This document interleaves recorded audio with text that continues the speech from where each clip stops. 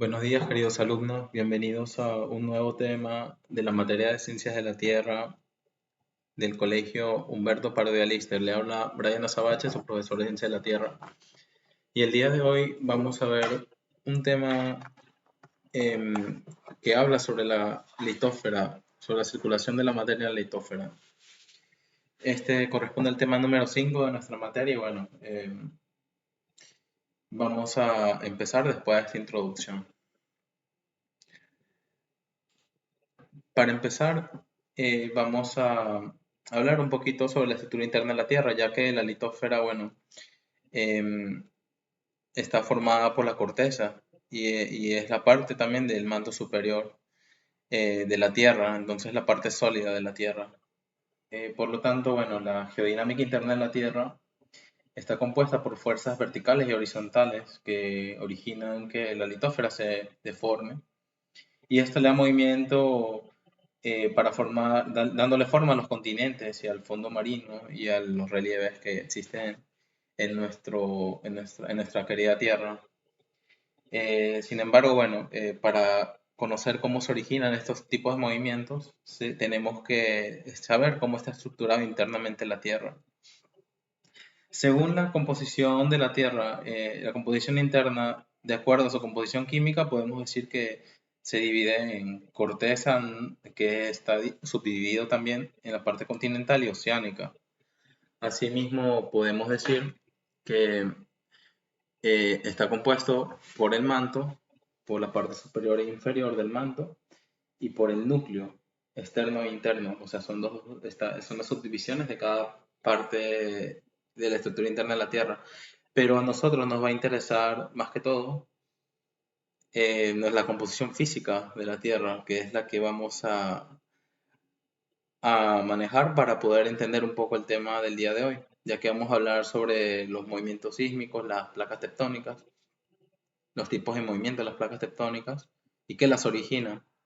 Para ello necesitamos saber cómo está compuesto físicamente. Por lo tanto, la composición física de la Tierra es la litósfera, que está formado, como dice aquí, por la corteza y parte del manto superior. Es un nivel relativamente rígido y frío.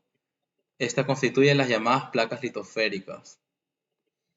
Asimismo está compuesto por la astenósfera, que es una capa blanda que se ubica por debajo de la litósfera y se comporta con material plástico. Está compuesto por la mesósfera o manto inferior. Esto ya es un poco más interno a la Tierra, se localiza por debajo de la astenósfera y está constituida por rocas muy calientes que son capaces de fluir de manera gradual. Y por otro lado tenemos el núcleo, que el núcleo está constituido por una aleación de hierro y níquel. Sin embargo, el núcleo también se divide en dos partes, en la parte externa e interna. La parte externa del núcleo está, la característica principal de la capa externa del núcleo es que es una capa líquida, en donde se generan las corrientes conectivas de hierro metálico y estas corrientes conectivas generan el campo magnético terrestre. O sea, ¿qué quiere decir esto? Que en el núcleo de la Tierra, en la parte externa, se produce el magnetismo, el campo magnético de nuestra Tierra. Es en la parte donde se genera el campo magnético terrestre como tal. La parte interna del núcleo tiene como característica que es más resistente, está compuesta de hierro y se comporta y es más sólido, es más resistente. O sea, la parte, para que tengan una idea del núcleo, entonces en resumen, es la parte interna sólida y una parte externa líquida. Entonces aquí vamos a empezar a hablar sobre los diferentes movimientos que le dan forma a nuestra Tierra. Em, la primera pregunta que nos hacemos es cómo los científicos pudieron determinar de qué está compuesta, cuál es la composición interna de la Tierra, porque ahorita les acabo de decir, por lo menos, que el núcleo está compuesto de hierro, que está compuesto de níquel también el núcleo, pero ¿cómo sabemos eso? Ustedes dirán, ajá, pero si eso está debajo de la Tierra, o sea, está a una profundidad relativamente muy lejos, ¿no? Que no se puede llegar fácilmente. Pero bueno, los científicos lo que hicieron para determinar la composición interna de la Tierra es que hicieron observaciones. Como hablamos en las clases anteriores, Em, ¿Se acuerdan cuando hablamos del tipo de rocas? Nosotros hablamos de que el tipo de roca que se encuentra en la superficie nos habla de la historia del lugar que lo rodea. O sea, nos habla de qué pasó en esa zona, de qué pudo existir hace millones de años y los diferentes movimientos que existieron aquí en la Tierra. Asimismo, los científicos estudiaron los diferentes tipos de rocas y de acuerdo a las rocas que encontraron, determinaron de qué estaba compuesta la Tierra y qué movimientos tectónicos hubo hace millones de años. Asimismo, también estudiaron, bueno, hicieron también perforaciones en la Tierra para sacar rocas de la parte más interna de la Tierra y bueno, han podido estudiar esas rocas pues y determinar de qué está compuesto. También han estudiado el comportamiento de las ondas sísmicas en los diferentes movimientos y con cómo se han comportado las ondas que se trasladan a través de la Tierra cuando hay un movimiento telúrico. Ese comportamiento lo han estudiado los científicos y también han determinado eh, para saber de qué está compuesta la Tierra. Pero bueno, después de ese estudio científico, surgieron varias teorías de cómo se originó la Tierra, cómo se originó el paisaje de la Tierra, de cómo las diferentes montañas, las fosas marinas, los desiertos, todo. Entonces, principalmente se creía que la Tierra se había originado de una catástrofe, de diferentes catástrofes que habían ocurrido, que habían moldeado la Tierra, diferentes cambios climáticos, diferentes eh, sí, tipos de eventos que ocurrieron aquí en la Tierra. Sin embargo, un científico llamado Alfred Wegener eh, hizo una hipótesis. Es una hipótesis porque en esa época muchos científicos se preguntaban realmente cuál sería el origen y él propuso algo. Sin embargo, su hipótesis no estaba completa, era solamente una hipótesis, no se había comprobado porque no había forma, no tenía una idea. Para que me entiendan un poco más a qué me refiero, eh, él propuso de que el continente, de que hace millones de años en la Tierra existía un solo continente llamado Pangea. Este continente estaba rodeado de mar y era el único continente que existía en todo el planeta. Sin embargo, de acuerdo a los diferentes movimientos que hubo aquí en la Tierra, diferentes cambios evolutivos de la Tierra, los continentes se fueron separando cada vez más, como podemos ver en estas imágenes, aquí se observa cómo fue cambiando, se fue moldeando los continentes, se fue separando Pangea en diferentes trozos de territorio y hasta que llegaron a formar los continentes que actualmente conocemos.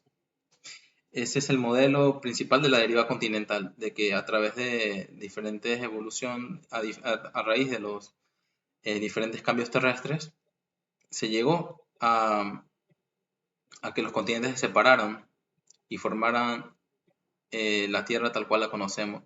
Sin embargo, él no sabía cómo ocurría esto, él no supo explicar, Wegener, cómo es que se separaron los continentes y por qué se separaron. Él sabía solamente que había pasado esto, sin embargo, él no explicaba el por qué. Y por eso es que los científicos no le creían, o sea, tenía una parte que lo apoyaba, pero decía, ajá, pero ¿cómo ocurrió esto? Era solo una hipótesis que tenía. Y esta hipótesis, además de él llegó a esa conclusión, fue porque él se puso a analizar el planeta Tierra y se dio cuenta de que los diferentes continentes se encajaban unos con otros. Se dio cuenta que África, si lo encajábamos con América, eh, se podían encajar perfectamente si se juntaban. Por lo tanto, él hizo otros estudios, como por ejemplo, se puso a estudiar y hacer descubrimientos, como por ejemplo, él encontró que diferentes fósiles en América y otros fósiles en África. y se dio cuenta que eran los mismos fósiles y estaban en diferentes continentes y a kilómetros de distancia, miles de kilómetros de distancia. Entonces, él dijo, ¿cómo es posible de que en este continente se encuentre lo mismo que existe en aquel lado? O sea, él dice, en algún momento debió ser un solo país, un solo continente, debió ser el mismo territorio que solo se ha separado por el mar. Y bueno, no solamente fósiles, también encontraron rocas del mismo tipo de un lado y del otro, separados por el mar y por miles de kilómetros de distancia.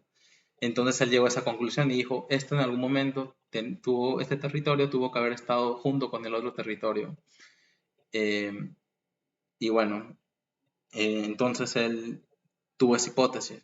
Sin embargo, bueno, eh, más adelante surgió la teoría de las placas tectónicas. Esta teoría explicaría cómo ocurrió la hipótesis de la herida continental. Así que bueno, en realidad con esta teoría se sentaron las bases para darle más fuerza a la hipótesis de la herida continental. En esta teoría, bueno, lo principal era de que se dice que la Tierra está compuesta por la corteza terrestre está dividida en grandes piezas rígidas, que es llamada placas, y estas placas interactúan entre sí de diferente manera. Eh, y bueno, dando origen con el movimiento y la interacción entre placas al relieve geográfico que tenemos actualmente. Esto quiere decir que debido a la interacción de las placas tectónicas se originaron las montañas, se originaron las fosas marinas y los diferentes relieves geográficos que tenemos. Aquí podemos observar las placas tectónicas que conforman nuestro planeta Tierra. Y bueno, en esta imagen podemos ver los tipos de movimientos que existen en las placas. Tenemos tres tipos de movimientos de las placas tectónicas. Movimientos transformantes o, de borde de falla, límites convergentes y límites divergentes. En límites divergentes tenemos que en estos límites hay separación de placas, lo que produce el ascenso del material desde el manto para formar nueva corteza oceánica. En estos bordes se genera actividad sísmica y volcánica. Como pueden ver, bueno, en esta parte hay separación de la corteza terrestre, por lo tanto, el magma sale a la superficie y se originan los volcanes y hay actividad sísmica y volcánica debido a esa separación de divergencia. En el otro punto tenemos los límites convergentes, que ocurre cuando dos placas chocan y provoca que una descienda sobre la otra, sobre la corteza oceánica, y generan montañas de actividad sísmica y volcánica. En esta imagen vemos la convergencia, vemos que chocaron las dos placas y vemos que esta se hace un descenso sobre la otra placa, originando montañas y actividad sísmica y volcánica. Bueno, este proceso de la formación de montañas ha llevado miles de años, millones de años, disculpen, millones de años en el planeta Tierra. O sea, esto no se da de un día para otro. Este proceso de límites convergentes ha ocurrido durante millones de años y ha tenido como consecuencia la formación de montañas que tenemos actualmente. Por otro lado, tenemos el último movimiento, ¿sí?, de placas, que es el límite o bordes de fallas transformantes. Se producen donde dos placas se desplazan lateralmente una respecto a la otra. En ellos son muy frecuentes los terremotos al liberarse la tensión acumulada en el esfuerzo por el desplazamiento lateral. Quiere decir que solamente se interactúan desplazándose una respecto a la otra y esto genera fuertes terremotos, liberando la tensión que está dentro de ellas. Como pueden ver aquí, aquí hay un ejemplo de cómo existe este movimiento. Estos son los principales movimientos de las placas tectónicas. Ajá, y bueno, ahora nos preguntamos, ¿y qué origina que se muevan las placas tectónicas, que interactúen entre ellas?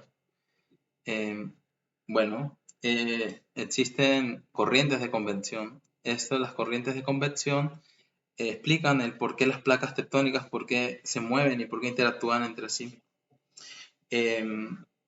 Para que puedan entender esto un poco, cómo funcionan las corrientes conectivas y cómo se originan, eh, tienen que acordarse un poco de lo que acabamos de hablar, de lo del núcleo, que les expliqué en la primera parte, de cómo estaba conformado el núcleo. Les dije que el núcleo estaba conformado por una parte interna sólida y una parte externa líquida.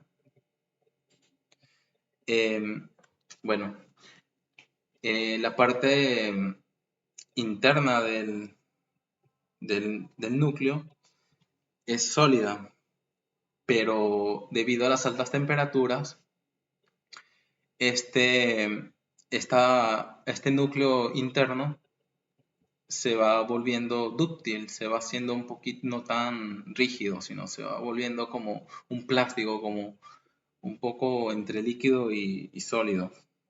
Y esto es debido a las altas temperaturas, ¿no? Que se funde el núcleo, el núcleo interno, y esto hace que se vuelva más ligero el núcleo interno. Por lo tanto, cuando el núcleo interno se vuelve más ligero, este, este núcleo tiende a subir a la parte externa del núcleo, que es líquida de por sí. Entonces, al subir, genera un movimiento. Debido a las diferencias de temperaturas, como el núcleo interno es más caliente que el núcleo externo, al, al desplazarse esta parte del núcleo interno a la parte externa del núcleo, y volverse líquido, esta se empieza a enfriar nuevamente, él ya va luchando, ¿no? O sea, ya es líquida y por la temperatura se empieza a enfriar, entonces por lo tanto se empieza a volver un poco más sólido, un poco más denso. Entonces este núcleo externo desciende nuevamente hacia la parte interna del núcleo, y este movimiento entre el núcleo interno y el núcleo externo es lo que se conoce como las corrientes conectivas. Y bueno, este movimiento que se da dentro del núcleo es lo que origina que se muevan las placas tectónicas. Y bueno, esto origina los diferentes eventos sísmicos que tenemos actualmente en nuestro planeta Tierra, y que ha originado que se formen todos los relieves y todos los paisajes que vemos actualmente. Y claro, cabe recordar que estos movimientos se han dado en millones de años, no sea de un día para otro, sino que son millones de años de evolución terrestre. Y bueno, esto es la explicación de las corrientes de convección. Aquí podemos ver más o menos gráficamente lo que les acabo de explicar, cómo el material se va haciendo frío y desciende, y cuando se calienta nuevamente vuelve a ascender y se vuelve un ciclo. Y bueno, eso es el movimiento de las corrientes de convección. En esta imagen podemos ver las placas tectónicas en Venezuela. Más o menos podemos ver las diferentes fallas que existen en nuestro territorio nacional. Aquí podemos observar la placa del Caribe, que es la principal placa que tenemos en nuestro mar. Tenemos la falla de Ocancón, que está en esta parte de aquí del estado Falcón. Tenemos la falla de Valera, la falla de Boconó, la falla de San Sebastián, la falla del Pilar, la falla de Urica y la falla de la Victoria. Estas son las principales fallas que conforman en nuestro país las placas tectónicas. Capaz han escuchado alguna de estas fallas cuando ocurrió un sismo, dicen que ocurrió en tal falla, que fue debido al movimiento de la falla tal. Entonces, siempre que Fumbisis, que es nuestra principal órgano del Estado que se encarga del estudio de los movimientos sísmicos en nuestro territorio, ellos dicen siempre, hay un movimiento telúrico de 4 grados, y si ocurrió dan unas coordenadas, ¿no?, de la ubicación de donde ocurrió el sismo a tal profundidad, y ahí dicen, y a veces dicen, ¿no? No siempre lo dicen, de que ocurrió debido a una falla, se presentó en la falla de la Victoria, la falla de San Sebastián. Y bueno, debido a que existen estas fallas, podemos ver que la principal, la movimiento actividad, la actividad sísmica en nuestro país ocurre en el lado norte y es debido a estas fallas que existen aquí. Y bueno, esto es la explicación de los movimientos de la circulación de la materia en la litosfera. Ahora vamos a las actividades cortas. Para esta semana de cuarentena se tienen las siguientes actividades. Elaborar un cuadro descriptivo sobre las diferentes manifestaciones físicas de nuestro país, como la cordillera, los piedemonte, planicie, llanos, sistema deltaico y provincia de Guayana. Asimismo van a realizar un ensayo descriptivo donde expliques la dinámica de la placa del Caribe y la formación del archipiélago de los Roques. Muchas gracias por su atención y nos vemos en la próxima clase de Ciencias de la Tierra.